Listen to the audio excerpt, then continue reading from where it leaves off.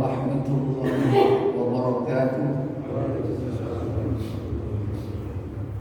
Innal hamdalillah nahmaduhu wa nasta'inuhu wa nastaghfiruh wa na'udzu billahi min shururi anfusina wa min sayyiati a'malina.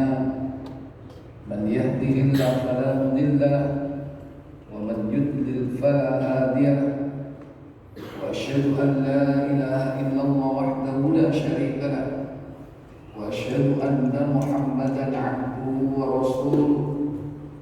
اللهم صل وسلم وبارك على محمد صلى الله عليه وعلى آله وأصحابه ومن تبعهم بإحسان إلى يوم الدين. أما بعد.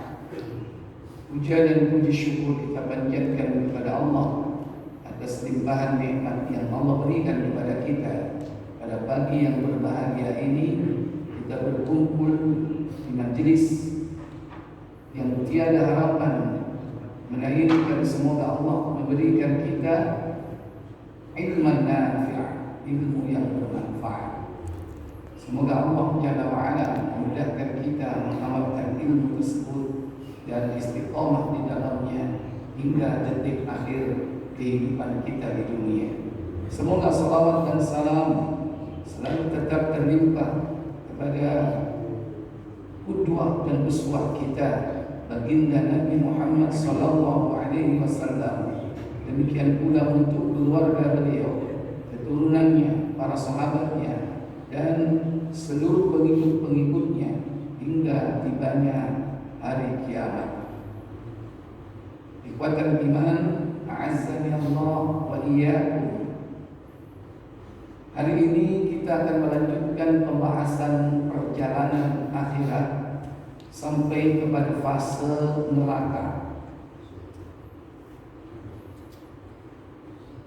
Bahwa Allah menyebut neraka itu dengan Jahannam. Nama lain neraka itu adalah Jahannam. Baik di dalam Al-Quran disebut dengan sendirian ataupun disebut dengan gabungan antara An-Nar dengan Jahannam. Kadang Allah menyebut Jahannam begitu saja, seperti dalam surah Az-Zumar, surah yang ke-39 pada ayat yang ke-71. Allah katakan wasiqal ladzina kafaru ila jahannam zumara. Dan orang-orang kafir digiring ke dalam Jahannam berombong-rombongan. Ila Jahannam. Kadang Allah sebut gabungan dengan kata an-nar, naru Jahannam. Ada kata-kata nar di situ. Seperti dalam surah Al-Bayyinah contohnya. Dalam ayat ke-6, innal ladzina kafaru min ahlil kitabi wal musyrikina fi nari jahannam. Kadang disebut jahannam saja, kadang disebut dengan kalimat nar jahannam. Jahannam itu yang neraka, tapi pakai disebut dengan nar jahannam. Kadang dibedakan antara keduanya itu karena yang satu itu nama secara umum, yang satu adalah salah satu pintunya, yaitu pintu Jahannam. Karena ternyata neraka itu terdapat pintu. Ada pintu-pintu disebutkan sebagaimana surga. Makanya dalam hadis disebutkan bahwa orang-orang yang kafir ketika disiksa di dalam kuburnya, salah satu bentuk siksanya yaitu apa? Iftah lahu baban ilan nar. Bukakanlah pintu baginya ilan nar, jadi menuju ke neraka, atau dibukakan pintu salah satunya di antara pintu-pintu neraka. Itu sudah dimulai disiksa orang kafir ketika dia berada di alam barzakh, dibukakan pintu neraka. Sebagaimana juga sering kita dengar setiap Ramadan para muballigh menyampaikan yakni futihat lahu abwabul jannah, dibukakan pintu surga, wa ghuliqat abwabun nar, dan ditutup pintu-pintu neraka. Berarti bukan hanya surga, neraka pun ada pintu. Di dalam surah Al-Quran, yakni dalam surah Al-Hijr 15 pada ayat 43. Siapkan tafsir Ibnu Katsirnya. Disebutkan dalam ayat ini bahwa neraka jahanam itu terdapat pintu dan jumlahnya berapa pintu neraka? Halo? Ada berapa pintu neraka?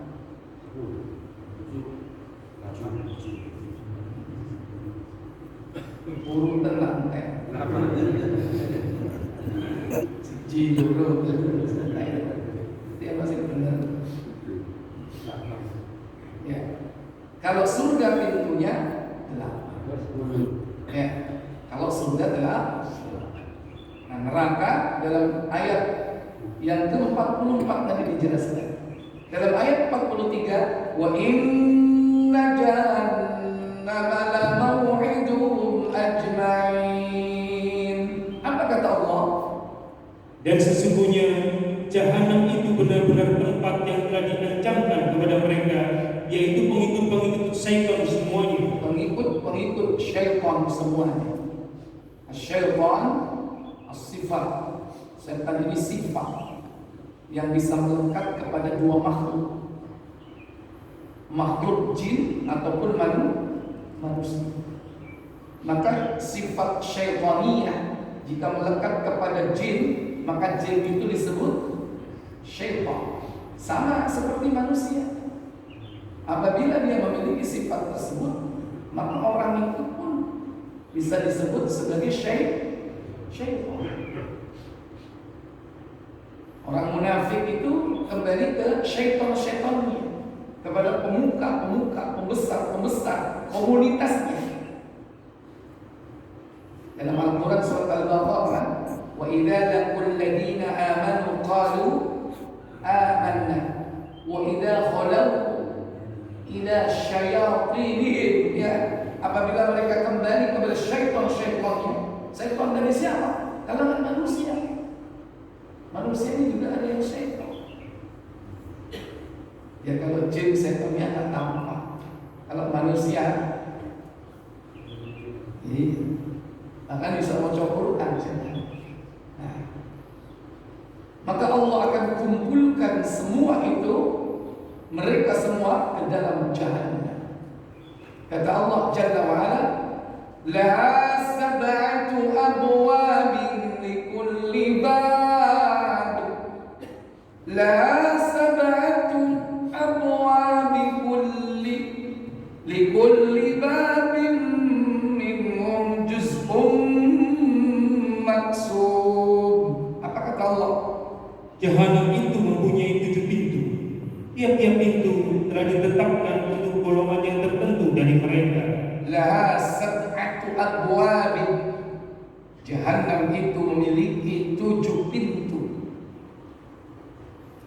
Likulli babin, dan setiap pintu minhu, Dari 7 tersebut juz'un maksumun, terdapat golongan tertentu. Berarti apa? Pintu khusus. Jadi semuanya itu adalah pintu khusus. Kalau surga pintu VIP. Kalau neraka pintu khusus, apa kira-kira istilahnya? Kalau masuk VIP lah. Surga itu pintu khusus. Demikian pula neraka pintu khusus bagi para penghuninya masing-masing. Nah, apa saja 7 pintu surga itu? Silakan baca tafsirnya.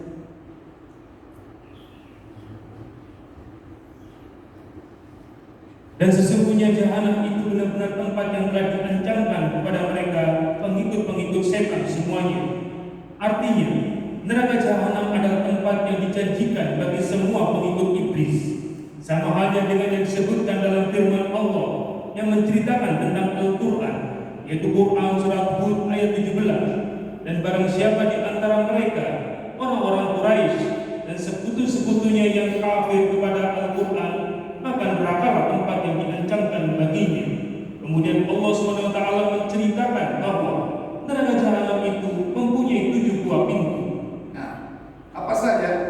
Yaitu tiap-tiap pintu telah ditetapkan untuk golongan yang tertentu dari mereka.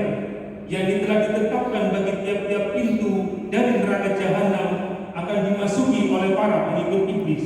Mereka tidak dapat menyelamatkan diri darinya. Semoga Allah melindungi kita dari neraka jahanam. Masing-masing pengikut iblis memasuki neraka jahanam sesuai dengan amal perbuatannya. Lalu ia tinggal di lapisan yang sesuai dengan amalnya pula. Ismail ibnu Ali dan Syu'bah telah meriwayatkan dari Abu Harun al-Ghanawi dari Hatta ibnu Abdullah. Ia pernah mengatakan bahwa ia telah mendengar Ali ibnu Abu Thalib berkata dalam khutbahnya, sesungguhnya pintu-pintu jahanam itu bertingkat-tingkat, sebagainya berada di atas sebagian yang lain. Abu Harun mengatakan demikian seraya memperagakannya. Israel telah meriwayatkan dari Abu Ishaq, dari Hubairah ibnu Abu Maryam, dari Ali radhiyallahu anhu yang mengatakan bahwa pintu-pintu jahanam itu ada 7 buah, sebagainya berada di atas bagian yang lain. Bila pintu yang pertama penuh, maka pintu yang kedua diisi. Jika pintu pertama penuh, maka pintu kedua diisi sesuai dengan tiketnya masing-masing. Ya, tiketnya apa kalau ingin masuk neraka? Ya, perbuatan dosa. Orang yang dosa diancam oleh Allah dengan siksa neraka. Jika dia tidak diampuni, maka konsekuensi keadilan Allah itu adalah neraka jahanam. Kemudian pintu yang ketiga hingga semuanya penuh. Ikrimah mengatakan yang dimaksud dengan 7 buah pintu ialah 7 tingkatan. Ibnu Juraij mengatakan bahwa 7 buah pintu itu yang pertama dinamakan jahanam. Nah, jadi pintu yang pertama kata Ibnu Juraij apa? Jahanam. Jadi neraka itu disebut jahanam. Punya 7 pintu. Salah satu pintunya namanya apa? Jahanam. Jadi jahanam itu salah satu pintu. Dan dia menjadi sebutan secara keseluruhan, jahanam. Sama seperti ada desa yang dijadikan nama kecamatan. Padahal dalam kecamatan itu banyak desa. Salah satu desanya adalah sama dengan nama kecamatannya. Contohnya Gedangan, itu kecamatan. Desa Gedangan ada.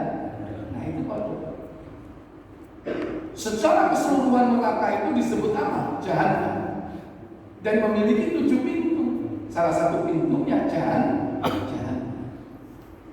Makanya kadang di dalam Al-Quran itu disebut dengan jahanam saja, kadang disebut dengan naru jahanam, neraka jahanam. Itu membedakan antara apa? Antara sebutan secara keseluruhan dan sebutan secara sebutan salah satu pintunya saja. Yang kedua, lalu lazo. Ladha. Ini pintu kedua, ladha. Pintu yang ketiga, lalu hutama. al-hutama. Yang keempat, lalu sa'ir. as-sa'ir. Ini pintu di antara pintu-pintu neraka. Yang kelima, lalu sakor. sakor. Ini pintu yang kelima. Yang keenam, lalu jahim. al-jahim. Itu yang keenam. Kemudian yang ketujuh, Dan yang terakhir ialah hawiyah. hawiyah. Ini menurut Ibnu Jurayj. Kemudian lanjut. Ad-Dhahhak telah meriwayatkan hal yang semisal dari Ibnu Abbas. Hal yang sama telah diriwayatkan dari Al-A'masi. Qatadah telah mengatakan sehubungan dengan makna firman-Nya, Jahanam itu mempunyai 7 pintu. Tiap-tiap pintu telah ditetapkan untuk golongan tertentu dari mereka. Hal itu demi Allah merupakan tingkatan-tingkatan amal perbuatan mereka. Demikianlah menurut riwayat Ibnu Jarir. Ya, terus. Juwaybir telah meriwayatkan dari Ad-Dhahhak sehubungan dan firman-Nya, Jahanam itu mempunyai 7 pintu. Tiap-tiap pintu telah ditetapkan untuk golongan yang tertentu dari mereka. Likulli babin juz'um maqsum. Dan setiap pintu itu untuk golongan-golongan tertentu. Ada riwayat dari Jubair, atau Jubair meriwayatkan dari Ad-Dhahhak. Apa katanya? Bahwa ada pintu untuk orang-orang Yahudi. Nah, pertama, satu pintu untuk orang Yahudi. Ini menurut Jubair. Dia meriwayatkan dari Ad-Dhahhak, seorang tabi'i, bahwa satu pintu itu diperuntukkan untuk Yahudi. Terus, Pintu untuk orang-orang Nasrani. pintu kedua untuk orang-orang Nasrani. Yang ketiga, Pintu untuk orang-orang Sabi'in. yaitu pintu ketiga orang-orang Sabi'in. Sabi'in itu diterangkan dalam surah Al-Baqarah, ya. Innal ladzina amanu wal ladzina hadu wan nasara was-sabi'ina man amana billahi wal yawmil akhir. Kalau nggak salah ayat 62 itu. Kalau nggak salah Al-Baqarah 62. Wa 'amila shalihan falahum ajruhum 'inda rabbihim wa la khaufun 'alaihim wa la hum yahzanun. Ada kalimat sabi'in di sini. Silakan. Apa kata Allah? Sesungguhnya orang-orang mukmin, orang-orang Yahudi, orang-orang Nasrani, dan orang-orang Sabi'in, siapa saja di antara mereka yang benar-benar beriman kepada Allah, hari kemudian dan beramal saleh, mereka akan menerima pahala dari Rabb mereka. Ini salah satu jenis orang musyrik, itu Sabi'in, yang dia juga di antaranya para penyembah bintang. Kemudian yang keempat, Al-Majus. Lanjut kembali ke tafsir, yaitu yang keempat, Pintu untuk orang-orang Majusi. Majusi, penyembah apa? Api. Berikut, Pintu untuk orang-orang musyrik, yaitu orang-orang kafir Arab. ya, untuk orang-orang musyrik kafir Quraisy, khusus ini, Pak. Ya, karena tadi ini jenis agama, kalau ini musyrikin Quraisy, karena memang agama mereka ini luar biasa. Dia punya berbagai macam berhala, Latta, Uzza, Manat, dan seterusnya. Dan berhala-berhala Quraisy itu nanti di akhir zaman itu akan dihidupkan lagi setelah kaum muslimin seluruhnya diwafatkan, maka tinggal orang-orang durjana di akhir. Maka Latta akan disembah di muka bumi, Uzza demikian pula. Yang terakhir, pintu yang ke benar, yang keenam belum ya, yang keenam, Pintu untuk orang-orang munafik. Nah, ada khusus babul khas lil munafik, pintu khusus untuk orang munafik. Ini pintu yang keenam, yang terakhir siapa? Dan pintu untuk ahli tauhid. Nah, yang terakhir adalah pintu untuk ahli tauhid, pintu muwahhid. Orang-orang yang mati membawa la ilaha illallah, akan tetapi dia berdosa. La ilaha illallah tapi main. La ilaha illallah sampai mati tapi ngambil homer. Mungkin dia nggak sempat taubat. Muwahhid ahli tauhid tapi apa? Kendaan ahli zina. Ada pintu khusus untuk mereka. Ini menurut Al-Duha, ya. Baik, lanjut. Tetapi ahli tauhid mempunyai harapan untuk dikeluarkan, sedangkan yang selain mereka tidak ada harapan sama sekali untuk selama-lamanya. Iya, jadi seluruh pintu ini, pintu yang terakhir khusus untuk ahli tauhid, tapi dia berbuat dosa, terutama dosa besar, memungkinkan ahli tauhid itu dikeluarkan dari neraka. Tapi kalau yang mulai nomor 1 sampai dengan yang ke-6, ini sudah sampai kepada tingkat kekufuran, kesyirikan. Lalu gimana dengan munafik? Munafik kan dulu juga Islam. Munafik kan dulu juga la ilaha illallah, tapi dia mati dengan tidak membawa kalimat la ilaha illallah. Itu orang munafik. Kenapa demikian? Mereka dianggap kekal karena jelas di dalam Al-Quran mereka itu disifati dengan kekal di dalam neraka. Dalam surah An-Nisa pada ayat yang ke-145, kata Allah Jalla wa'ala, innal munafiqina fid darkil asfali minan nar walan tajid lahum nasira. Apa katanya? Sesungguhnya orang-orang munafik itu ditempatkan pada tingkatan yang paling bawah dari neraka, dan kamu sekali-kali tidak akan mendapat seorang penolong pun bagi mereka. Iya. Innal munafiqina fid darkil asfali minan nar walan tajid lahum nasira. Dan bagi mereka tidak ada penolong. Kalau sudah disebutkan, kamu sekali-kali tidak akan mendapatkan seorang penolong bagi mereka. Ini menandakan bahwa tidak ada jalan apa? Tidak ada jalan keluar dari neraka.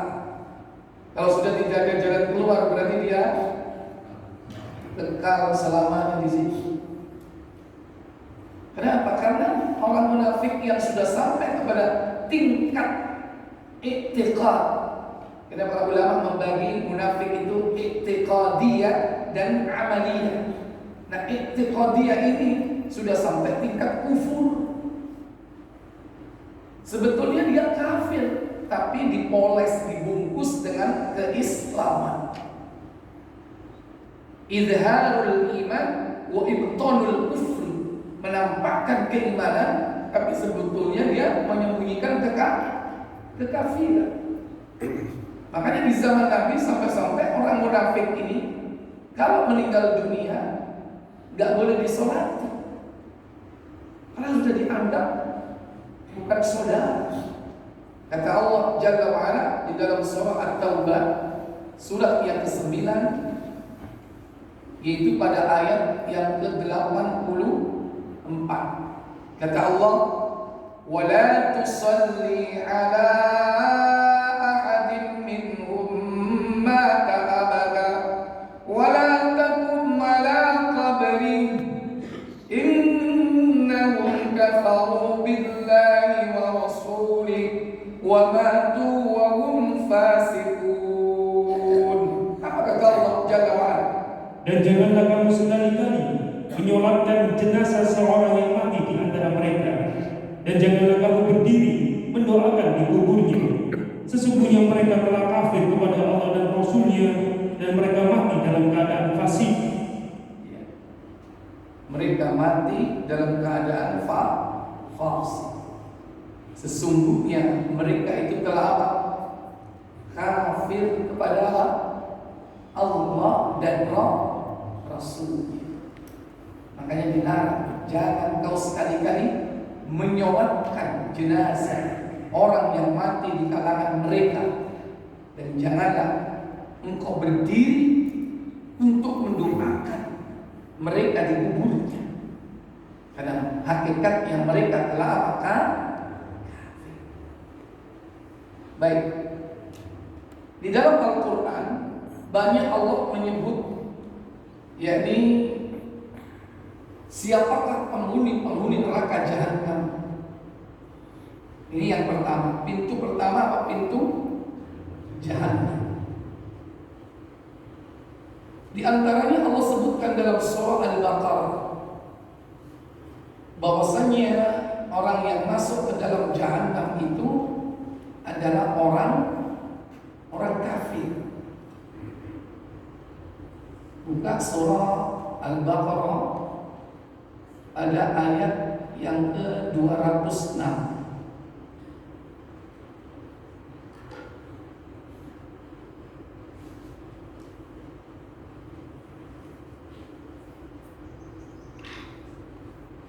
Maka pada ayat ini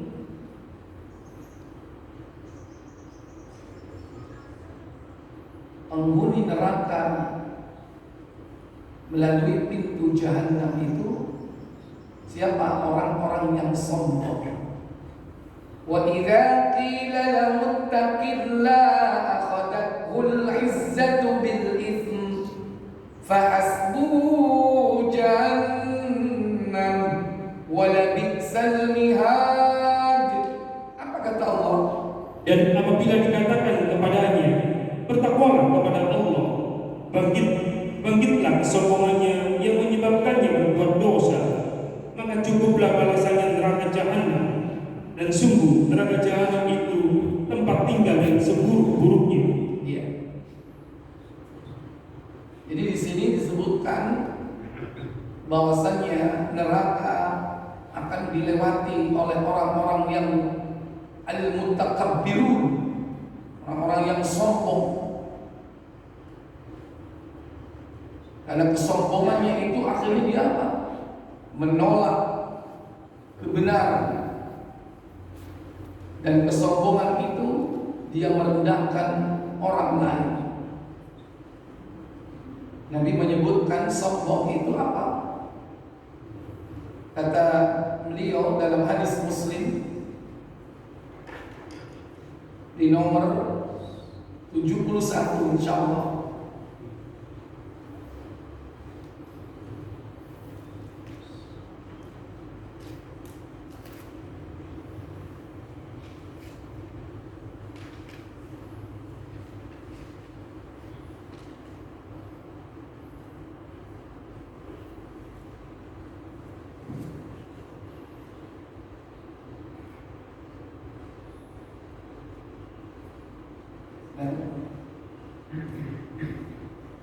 Dari Abdullah bin Mas'ud radhiyallahu anhu, dari Nabi SAW, beliau bersabda, apa sabda beliau sallallahu alaihi wasallam? tidak dapat masuk surga orang yang dalam hatinya terdapat rasa sombong, walaupun hanya seberat debu. La yadkhulul jannah, tidak akan masuk surga.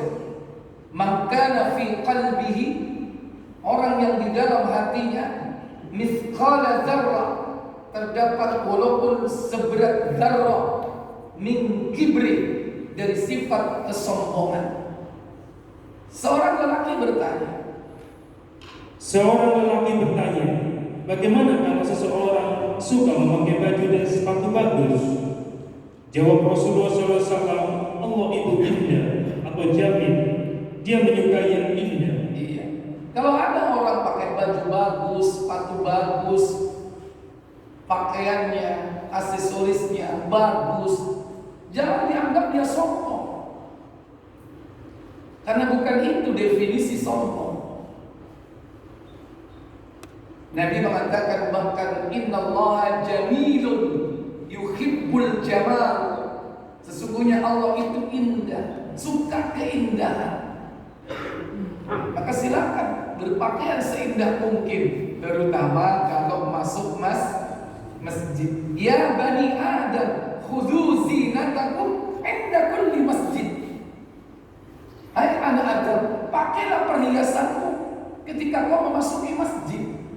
Sing apik kan? Ojo masjid kau soblong. Tapi kita gubernur gawe pakai perhiasanmu, berpakaianlah yang indah. Itu nggak sombong. Nah, sombong itu menurut Nabi ini definisi secara syar'i. Apa kata beliau? Sedangkan sombong itu menolak kebenaran dan menganggap remeh orang lain. Iya. Al-kibru, sombong itu adalah batrul haq, menolak kebenaran, wa ghamtun nas, dan merendahkan, meremehkan orang lain. Ketika datang kebenaran kepadanya, cak, kau lemon, cak, dosa, wah ini, arek kapan kau nanti nuturi aku? Kau niku sopo, melarat ayatnya, ngandang-ngandangnya. Ini bukan menolak kebenaran, tapi juga merendahkan. Nongkon atasnya gak gablek. Oh, ngono ati nasihati aku. Sopo siro, sopo itu contoh. Adigan, adigung. Ini contoh orang yang akan memasuki neraka jahanam. Dan inilah dosa pertama. Dan dosa ini dilakukan oleh dedengkotnya jin. Siapa? Iblis. Itu sombong, takabur. Kata Allah Jalla wa'ala di dalam surah Al-Baqarah, surat kedua, ada ayat yang ke 34 insyaallah. Wa idh qulna lil malaikati isjudu li Adam fasajadu illa iblis aba wastakbara wa kana minal kafirin. Apa kata Allah? Dan ingatlah ketika kami berfirman kepada para malaikat, sujudlah kamu kepada Adam, maka sujudlah mereka kecuali iblis. Ia enggan dan takabur, dan adalah ia termasuk golongan orang-orang yang kafir. Iya. Dan ingatlah ketika Allah berfirman kepada malaikat dan juga yang ada di situ, yakni hadir para jin, isjudu. Ya, sujudlah, sujudlah. Tapi ada satu orang yang tidak sujud, padahal semua sujud. Siapa dia? Ternyata dia namanya, sebutannya iblis. Yang arti dari iblis itu adalah orang yang terputus dari rahmat Allah. Itu makna iblis. Karena putus dari rahmat Allah Jalla wa'ala. Kenapa dia enggan? Apa sebab keenggannya? Wastakbar, yaitu karena dia sombong. Apa sombong tadi? Menolak kebenaran. Di samping dia menolak kebenaran perintah Allah, karena perintah Allah itu adalah kebenaran, dia merendahkan orang lain. Siapa yang direndahkan? Adam.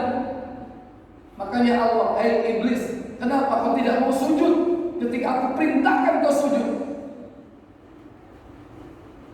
Kemudian timbullah kesombongannya. Apa kata iblis? Ngapain aku sujud kepada Adam? Aku lebih baik kok daripada Adam. Adam dari apa dia? Aku dari api, Adam dari tanah. Menganggap rendah Adam karena dicipta dari apa? Tanah. Kata Allah Jalla wa'ala dalam surah Al-A'raf kalau tidak salah, surat ke-7 ayat berapa ya? 13 atau 12. Qala ma mana'aka an la tasjuda id amartuk. Ayat 12 ya. Khalaqtani ana khairum minhu khalaqtani min nar khalaqtani min narin wa khalaqtahu min tin. Apa katanya? Allah berfirman, apakah yang menghalangimu untuk bersujud kepada Adam di waktu aku menyuruhmu? Menjawab iblis, saya lebih baik daripadanya. Engkau ciptakan saya dari api, sedang dia engkau ciptakan dari tanah. Khalaqtani min narin, kata iblis. Engkau ciptakan aku dari api, sementara kau ciptakan Adam dari apa? Dari tanah. Direndahkan Adam. Menolak kebenaran, merendahkan orang lain. Menolak kebenaran, apa kebenaran? Yaitu perintah Allah. Gak ada urusan bahwa yang disujudi itu Adam. Asal itu adalah perintah Allah. Udah sujud aja. Mestinya kalau taat ayo sami'na wa ata'na, mestinya begitu.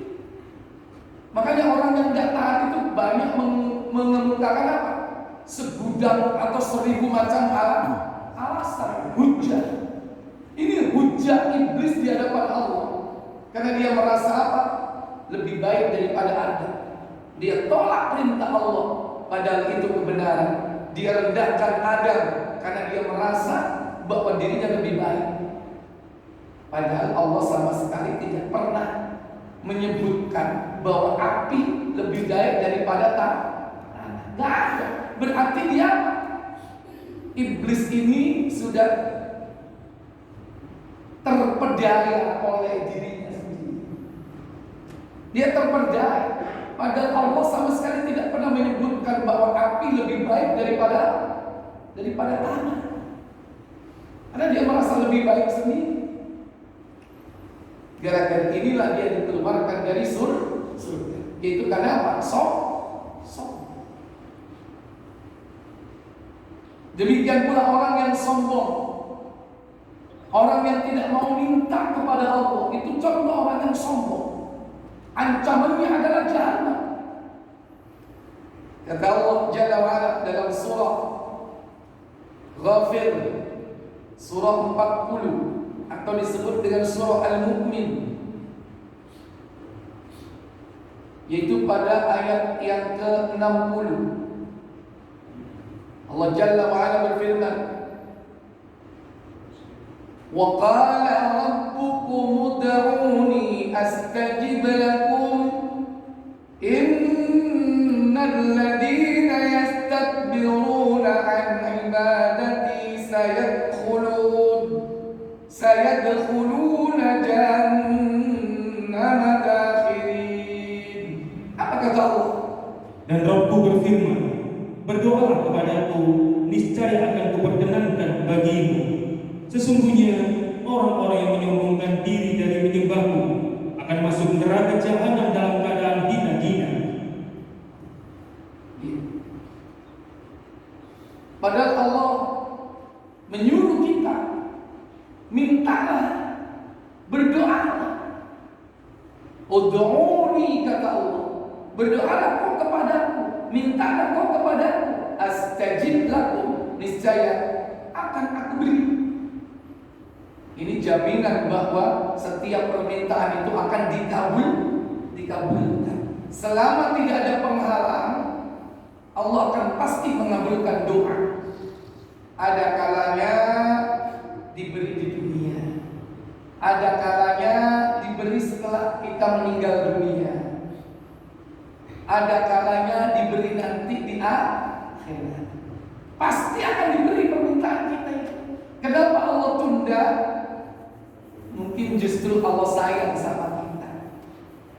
Wong iku rek bendino njaluk rezeki sing akeh, tapi tak kei titik. Apa? Engko nek tak kekno kabeh bakal Allah tuh tahu, karena justru Allah tuh sayang sama dia. Permintaannya seluruhnya tidak dikasih. Jadi pasti Allah itu mengabulkan doa selama tidak ada penghalang, hijab yang menghalangi doa kita itu dikabulkan. Contoh, makanan yang haram, minuman yang haram, pakaian yang haram, apalagi putus silaturahmi. Itu penghalang seorang berdoa. Kalau tidak, pasti dikabulkan.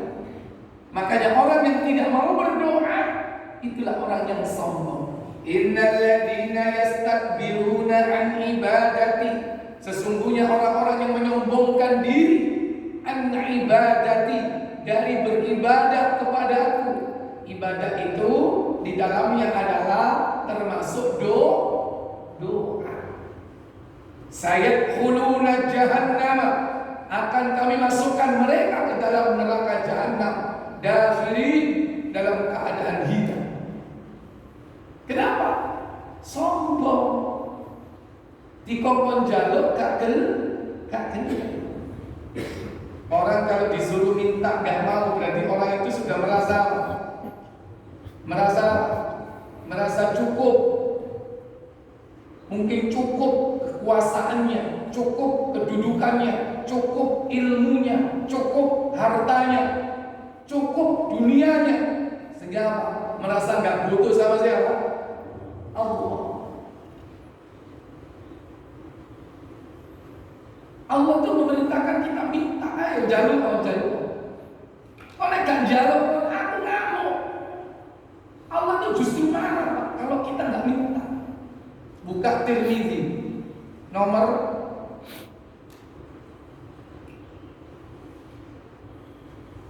3373 kalau tidak salah.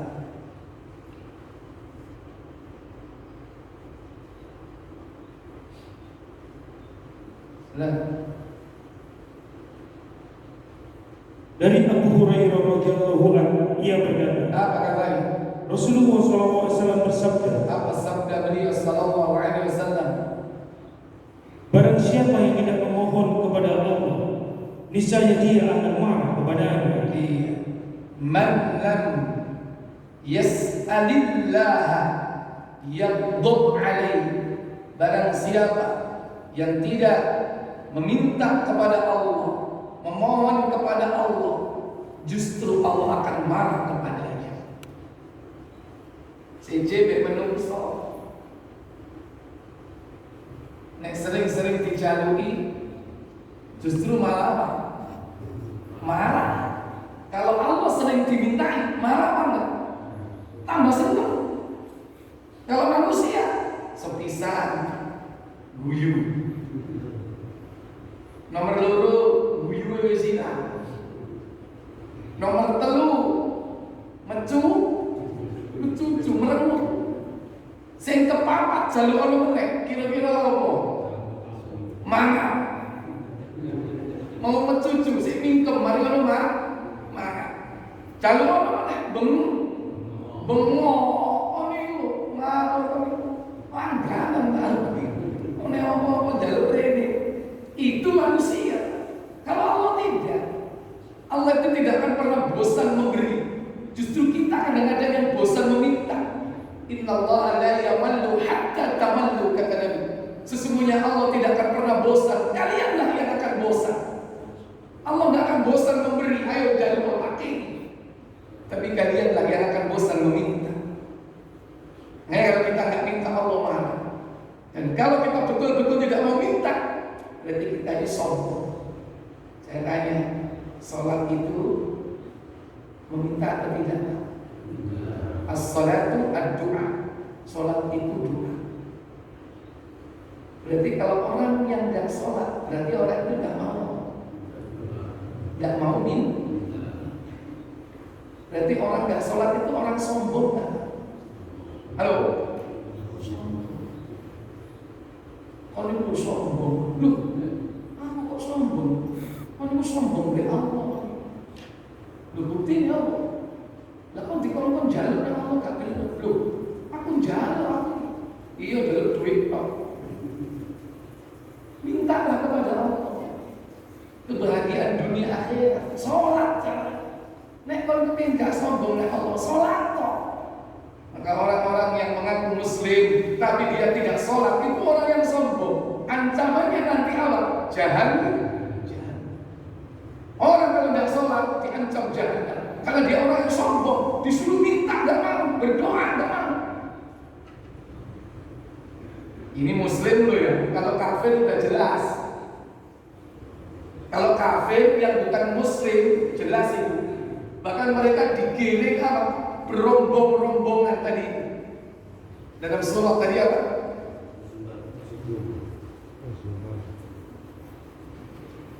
Az-Zumar. Az-Zumar berapa tadi? Az-Zumar 71. Kata Allah Jalla wa Ala, wasiqal ladzina kafaru ila jahannam zumara hatta idza ja'uha futihat abwabuha wa qala lahum khazanatuha alam ya'tikum rusulun minkum yatluna 'alaykum ayati rabbikum wa yunzirunakum liqa'a yaumikum hadza. Apa katanya? Orang-orang kafir dibawa ke neraka jahanam berombong-rombongan, sehingga apabila mereka sampai ke neraka itu, dibukakanlah pintu-pintunya dan berkatalah kepada mereka penjaga-penjaganya, apakah belum pernah datang kepadamu rasul-rasul di antaramu yang membacakan kepadamu ayat-ayat Rabb-mu dan memperingatkan kepadamu akan pertemuan dengan hari ini? Apa jawab mereka? Qalu bala walakin haqqat kalimatul ladzabi 'alal kafirin. Mereka menjawab, benar, telah datang, tetapi telah pasti berlaku ketetapan azab terhadap orang-orang yang kafir. Inilah salah satu di antara orang-orang yang akan memasuki pintu apa tadi? Jahanam. Yaitu karena apa? Sombong. Karena sebab sombong itulah dia menjadi kafir. Wa kana minal kafirin. Dan sungguh dia adalah termasuk golongan kafir. Baik. Insyaallah kita lanjutkan nanti yang akan datang. Ingat paling banyak itu yang memasuki pintu jahanam. Nanti kita akan sebutkan siapa saja kelompok manusia yang diancam dengan jahanam. Kita akan lanjutkan pada pertemuan yang akan datang. Baik, sebelum saya tutup silakan tanya. Waalaikumsalam. Kemudian apakah setiap ramalan doa atau masjid liminanan dibaca 7 kali apakah ada hitungannya? Oh iya, Ada. iya. Ya doa itu boleh kita baca, tapi jumlahnya tidak ditentukan. Jangan menentukan jumlah, kecuali kalau memang ada dalil. Dan sampai hari ini saya belum tahu kalau itu harus dibaca tuh 7. Ya dibaca saja. Berapa kali harus dibaca, kita tidak menetapkan itu. Allahumma ajirni minar nar. Ya Allah, selamatkan aku dari neraka. Di situ masih belum spesifik. Kalau pengen spesifik, yaitu apa? Azab Jahannam. Itu berarti apa? Nama lain dari neraka ya, Jahannam. Jahannam disebut sebagai nama secara keseluruhan. Sebagaimana Nabi mengajarkan doa sebelum kita mengucapkan salam, perlindungan kepada Allah dari Jahannam yang dibaca ketika kita sholat sebelum salam itu dibaca dirangkai dengan doa yang lain sebagaimana Nabi mengajarkan. Kalau Allahumma ajirni atau ajirna minan nar itu setelah sholat Bapak ya. Yang dalam sholat itu juga penting. Muslim 545, coba dibuka.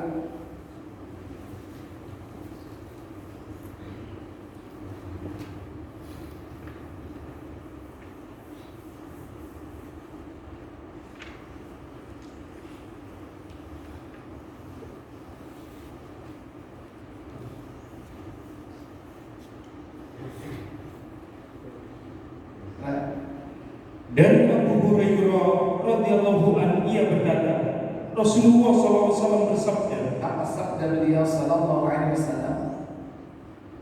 apabila kamu tasyahud, maka berlindunglah kepada Allah dari 4 macam perkara. Apa saja? Kemudian beliau membaca, Allahumma inni a'udzubika min azabil jahannam wa min azabil qabri wa min fitnatil mahya wal mamat wa min syarri fitnatil masiihid dajjal. Nabi mengatakan, idza tasyahhada ahadukum falyasta'id billahi min arba'. Jika kalian selesai bertasyahud, maka hendaklah kalian berlindung dari 4 perkara. Pertama, berlindung dari apa? Jahannam. Allahumma inni a'udzubika min adzabi jahannam. Yang pertama. Yang kedua, wa min adzabil qabr. Yang ketiga, wa min fitnatil mahya wal mamat.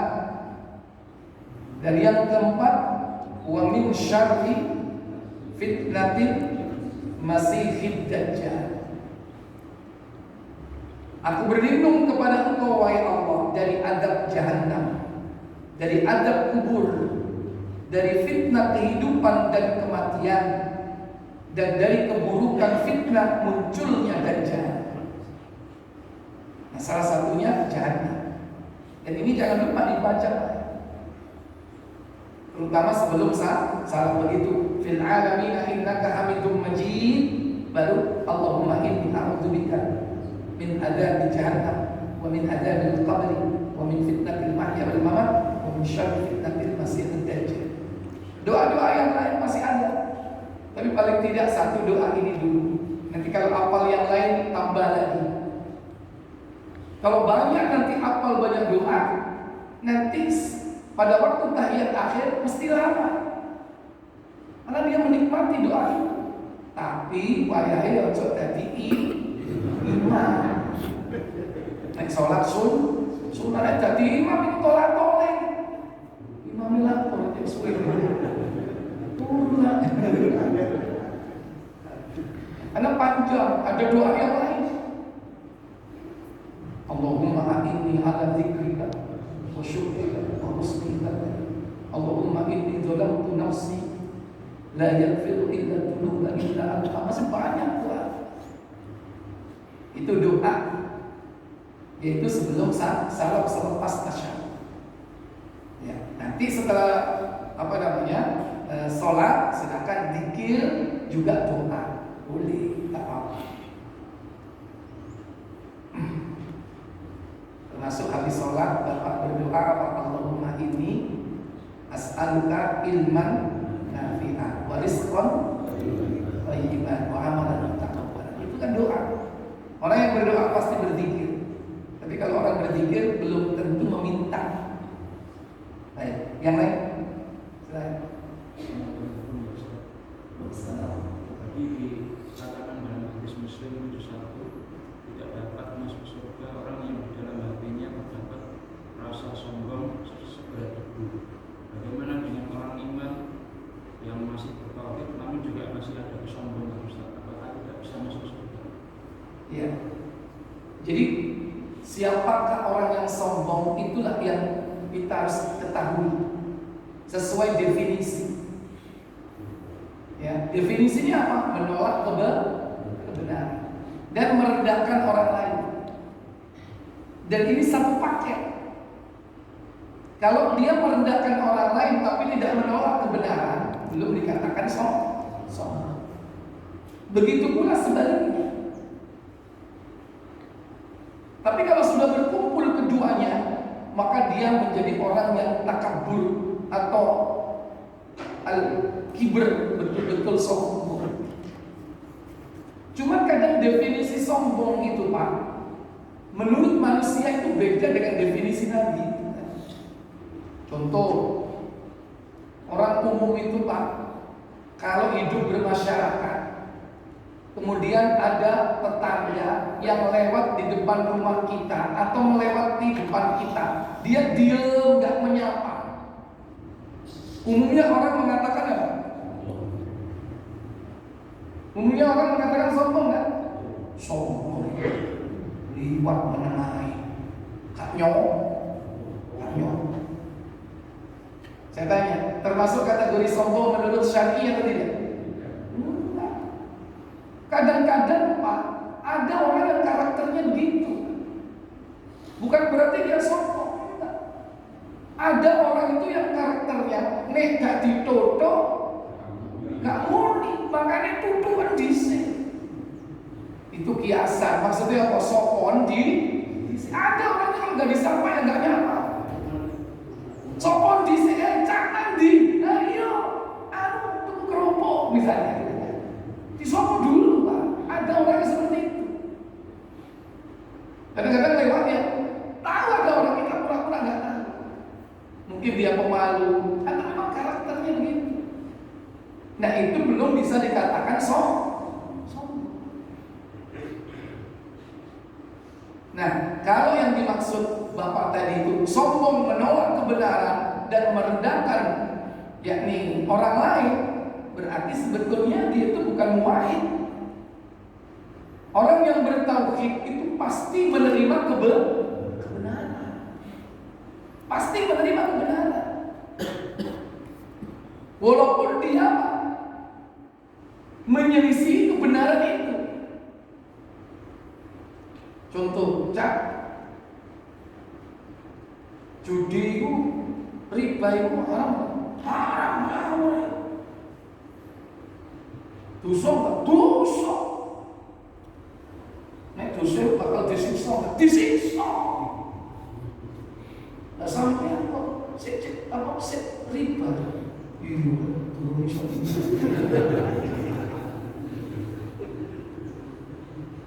Nah, usaha aku lihat modelnya ini gak iso.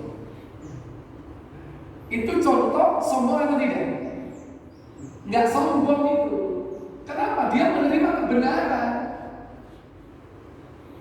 Apa yang dikatakan haram oleh Allah, dia haramkan. Apa yang dikatakan halal oleh dia, dia haramkan. Berarti dia menerima kebenaran. Cuma dia menyelisih. Dia tahu itu perbuatannya salah, dosa. Loh ini loh nanti masuk neraka, tapi kelompok yang kemana tadi? Muwahhid tapi berdosa, menerima kebenaran, menerima hukum Allah, tunduk kepada aturan Allah, tapi masih melakoni daripada kebalikannya.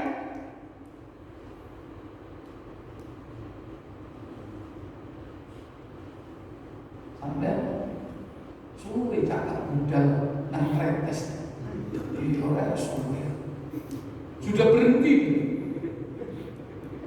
total tidak berangkat. Tapi ketika ditanya, sampai mau cakap budal, stowore, slow di samping tak duwe du, loh, berarti gara-gara itu. Tapi sampai orang sing bandari kok budal. Mudah loh, Berarti zina itu haram, enggak apa-apa. Ini kafir ini, Pak. Mengatakan zina halal, kafir. Meskipun dia sudah tobat, bukan tobat ya, meskipun dia sudah berhenti total, ternyata berhentinya karena apa? Loyo, masih fulus. Kalau dia kaya lagi, punya duit, kuat lagi, budal ya. Ketika ditanya, halal apa haram? Halal ya. Lu kenapa halal? Gak ngomong, gak apa nyakiti wong liya, gak ganggu wong liya. Like and like.